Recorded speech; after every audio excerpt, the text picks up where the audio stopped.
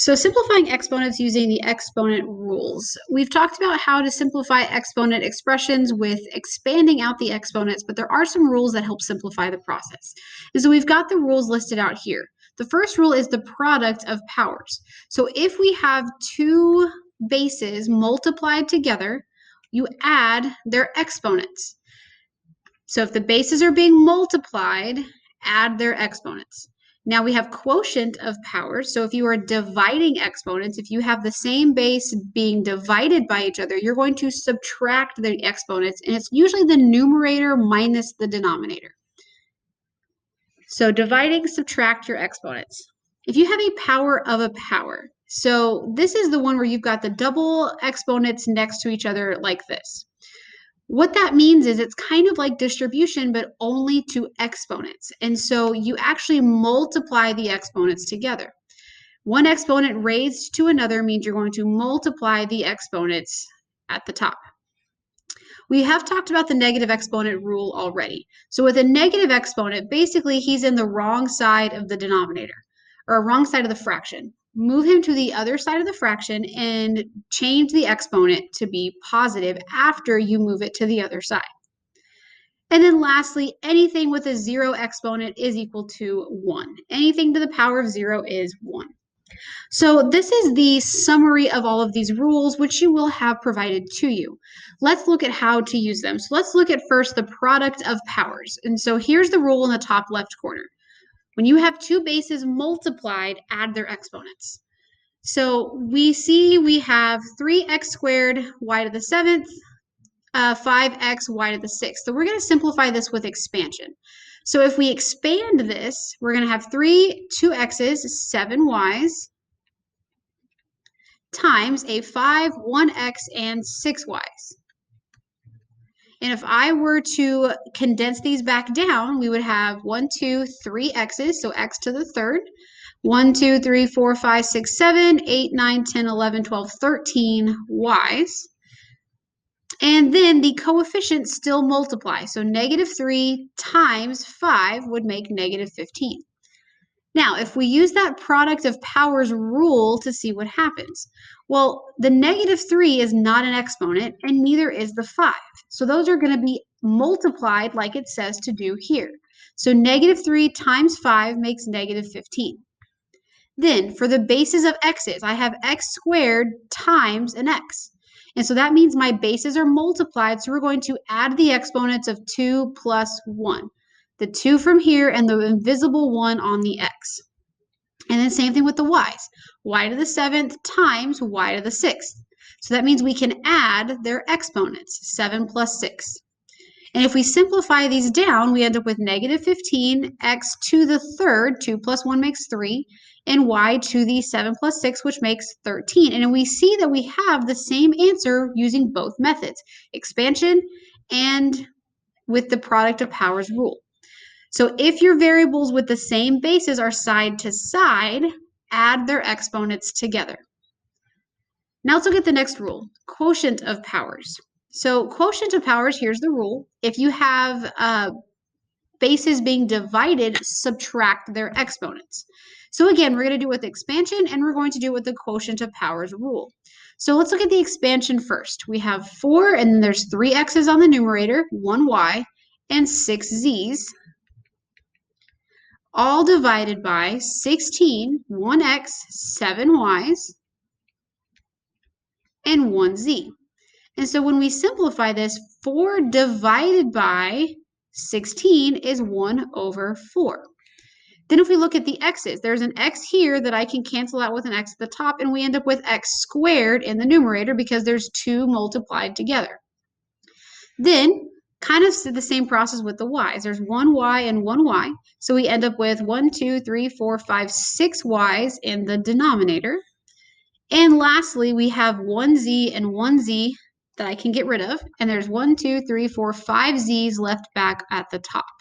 So there's the correct answer with expansion. Now let's use the quotient of powers rule to simplify the same expression and see if we get the same answer. Well, again, 4 and 16 are not exponents. Those are coefficients. So those are actually going to divide like a fraction should. So 4 divided by 16 still makes 1 over 4. Then we're going to subtract. So according to my rule, we're going to subtract the numerator minus the denominator. So for my x's, we have 3 in the numerator minus 1 in the denominator. So 3 minus 1. On the y's, we have 1 in the numerator minus 7 in the denominator. So 1 minus 7. On my z's, let's do it in green. We have 6 in the numerator and 1 in the denominator, so 6 minus 1. So if we simplify this out, we end up with 1 over 4 x squared, y to the negative 6, and z to the 5th. However, we see that y to the negative 6 is a negative exponent, which means it's on the wrong side of the fraction. We need to drop him down. So the final answer is x squared, z to the 5th, all over 4y to the positive 6. Now, you can also think of this one other way. If you subtract the exponents, keep the leftovers where there were more in the beginning. So for example, if I take my x's, x to the 3rd minus an x gives me 2 x's left over, and we had more x's in the numerator, so my x squared needs to stay up top. On the y's, there's 1 y at the top and 7 y's on the bottom. So I know that 7 minus 1 makes 6. And since there were more down here at the bottom, my y to the 6th should stay on the bottom. And same thing with the z's. Z to the 6th over 1z, so I'm going to subtract. 6 minus 1 makes 5. And there were more z's in the numerator, so z to the 5th should stay up top. That's one way you can think about it. So subtract exponents, exp, keep extras where there was more, That's kind of the way to kind of get around this negative exponent business. Subtract your exponents and keep the extras where there are more. Let's look into the negative exponent rule. A to the negative n equals 1 over a to the n. So this is what I was talking about earlier. If it has a negative exponent, it's in the wrong side of the fraction. And so if we look here, simplify the first one. Remember, this is over 1. Let me change my pen. This is over 1. So what's going to happen is this is a negative exponent. He needs to drop down. This is also a negative exponent. He needs to drop down. Now, this negative 3 is fine. This is not an exponent. That negative 3 is a coefficient. Coefficients are fine being negative. It's the exponents that we don't know what to do with if they're negative. So if I rewrite this, we're going to have negative 3x squared times 5y to the 6th in the numerator over 1 times, and then we have y to the 8th at the bottom times x to the 5th at the bottom. And now we can use our rules to help us simplify this even further. So the first rule I have, I'm going to look at the numerator first, just the top. I'm going to use the product of powers because these are being multiplied together. So negative 3 times 5, because those are coefficients, is negative 15. Then we have an x squared times y to the 6th. Well, I can't do anything with that. X squared, y to the 6th. Because those are not like bases. I cannot add the 2 and the 6 because it's an x and a y. You can only add with like bases. So in the denominator, I have 1 times a bunch of stuff. So I don't really need this 1. That's extra information. So again, y to the 8th times y to the 5th, those are 2 separate bases. I cannot add those exponents together. So now that I've kind of cleaned up the numerator and I've cleaned up the denominator, let's look at this as a whole fraction. So now let's use this quotient of powers rule that we had earlier. If we have a division of exponents, subtract and keep the extras where there were more. So 15 divided by 1 is still negative 15. So now we have x squared divided by x to the 5th. So I'm going to subtract. Well, 5 minus 2 makes 3, and there's more down here at the bottom. So this is going to be x to the 3rd at the bottom. Then we have y to the 6th minus y to the 8th. 8 minus 6 is 2, and there's more down here at the bottom, so we have y squared at the bottom. This is as simple as this is going to get, and the reason why is is because I cannot add the exponents of an x and a y. So this is as simple as this will become. I want you to pause the video and I want you to try this next example. Use the rules and see if you can get this simplified down as far as possible. And here's what you should have had for your answer for the next example. Let's look at one of the last rules, power of a power. So this is slightly different from product of a power. So this is when you have something raised to another exponent on the outside of parentheses. So when you have power of a power, you're actually going to multiply the exponents together. And it's the exponents you're multiplying, not the coefficient. So what I mean is if you look, this first 2 is a coefficient, this guy right here. But he does have an exponent. He has an exponent of 1. Just nobody writes an exponent of 1. Kind of like x, we don't write x to the first, we just write x. Same thing with whole numbers. So when you have this, you're actually going to take the 2 to the first times this 2 on the outside. Then we have a to the fifth, and the exponent gets multiplied by the 2 on the outside.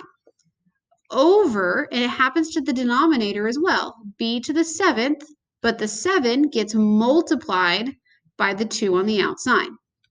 So it's kind of like distribution. You're distributing this exponent to all the other exponents. So now let's simplify this out. 2 and then 1 times 2, so that's 2 squared.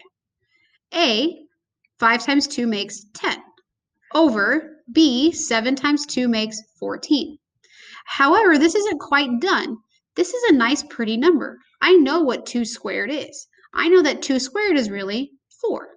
So my simplified version is 4a to the 10th over b to the 14th.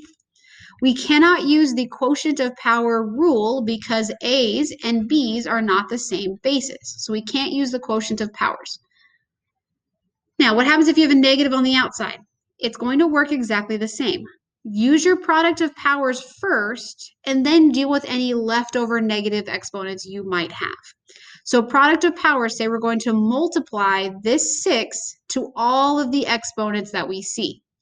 So the a, we're going to have a to the negative 2 times the negative 6 on the outside, b to the 5 times the negative 6 on the outside, all over c to the negative 11 times the negative 6 on the outside. And now let's see what the result is. So this ends up as a to the positive 12th, b to the negative 30th, over c to the positive 66. Now remember, we don't want to leave negative exponents, and I see that I still have a b to the negative 30. So this b to the negative 30 is actually going to drop to the other side of my fraction. So we have a to the 12th over c to the 66th, and then the one that moved was b to the positive 30. This is fine. However, I'm going to rearrange this denominator. We like things in alphabetical order. So what my final answer is a to the 12th over b to the 30th, c to the 66th. That would have been very difficult to try to expand for a couple of reasons. First, I don't know how to expand a negative exponent. Second, I would have ended up with 66 c's and 30 b's. That's a lot to expand. Let's talk about the zero power rule. So anything raised to a 0 is equal to 1. So here's how we can do this. You have a couple choices on this example. You can either move the negatives first, or you can use your product of powers because all of these are being multiplied together. So if I use the product of powers, x to the third times x to the negative 3 means I'm going to add their exponents together. 3 plus negative 3. Y to the 7th times y to the negative 3 means I'm going to add their exponents together. So y to the 7 plus negative 3. And let's see what we end up with. So now we end up with x to the 0, because 3 plus negative 3 makes 0, times y to the 4th. Well, anything to the 0 is really just a 1. So x to the 0 can be simplified as a 1 times y to the 4th. Now I can still keep simplifying because I know that 1 times anything is still itself. So this simply simplifies down to y to the 4th. So if we look at the next one, so this has got quite a bit going on. So I see, I'm going to actually move my negative exponents first this time. So I see that there's an x to the negative 9 here. So I'm going to drag that to the top of my fraction first and then start worrying about the product rule and the quotient rule.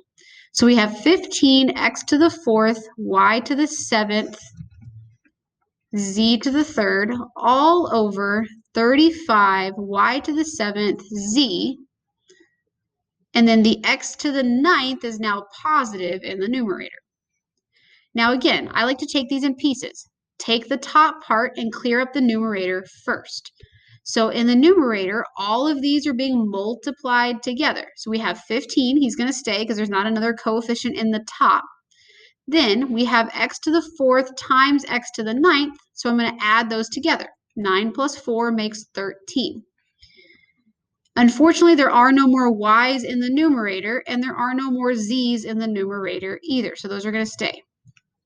In the denominator, there are no like bases, so we're just going to drag that across. 35 y to the 7th z. Now that we have cleaned up the individual pieces, let's look at this as an entire fraction. So now let us use the quotient rule. So let's first look at these coefficients. 15 divided by 35. I can simplify that fraction by dividing both of them by 5, and I get 3 over 7. Now let's look at our like bases. So here's an x. Unfortunately, there are no x's in the denominator, so x to the 13th will have to stay as x to the 13th. Then we see that here's y to the 7th, and there's a y to the 7th on the bottom. So using the quotient rule, we're going to subtract. So 7 minus 7 makes 0. So what happens is you have no y's left over. You have a y to the 0 here, but we don't really need y to the 0. Now let's look at our z's. We have z to the 3rd and then a z on the bottom, so let's subtract. So 3 minus 1 makes 2, and there are more z's in the numerator, so we're going to have z squared at the top. Now again, we can keep simplifying. Y to the 0 is just a 1. So this is really 3 times 1 times x to the 13th times x squared. Well, 3 times 1 is simply just 3. X to the 13th z squared over 7. So anything to the 0 power is equal to 1. It may be useful to keep this as a reference somewhere in your math notebook so that you have all the rules handy.